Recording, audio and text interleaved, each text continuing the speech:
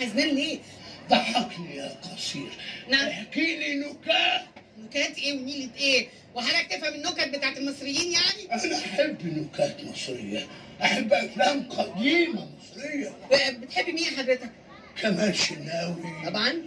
هند رستم. طبعا فنانة عظيمة هند رستم. هند رستم. اعمل ايه طيب؟ هند رستم. اعمل ايه يا رفاعي انقذني؟ يا مهون هون هون يا مهون هون على طول وتروح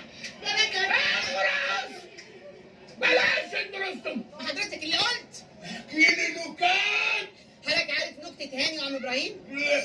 هاني ده كان ساكن في عماره في الدور التاسع، وعم ابراهيم ده البقال اللي تحت، وهاني ده كان واد غلس قوي من العيال والشاب حبيبه دي عارفهم، فكان يقف كل يوم يقول له عم ابراهيم يا بقال، فعم ابراهيم يقول له نعم يا استاذ هاني، يقول له عندك سكر؟ يقول له اه، يقول له ربنا يشفيك، على اساس بيستفزه يعني.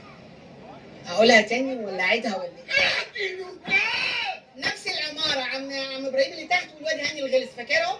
طلع برضه هاني قال له عم ابراهيم، فعم ابراهيم طلع قال له يا استاذ هاني انت عايز سكر؟ فهاني بقى من فوق قال له لا عندي، فعم ابراهيم قال له ربنا يشفيك، على اساس بيردها لي يعني.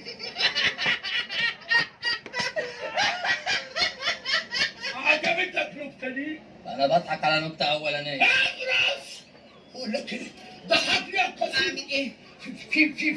في زمان في مصر فرقة ثلاثي أنوار مصر. ثلاثي اضواء المصر. أيوة ثلاثي. بعمل ايه؟ كانوا بيقولوا كوتو فوتو كوتو رو. كنت موت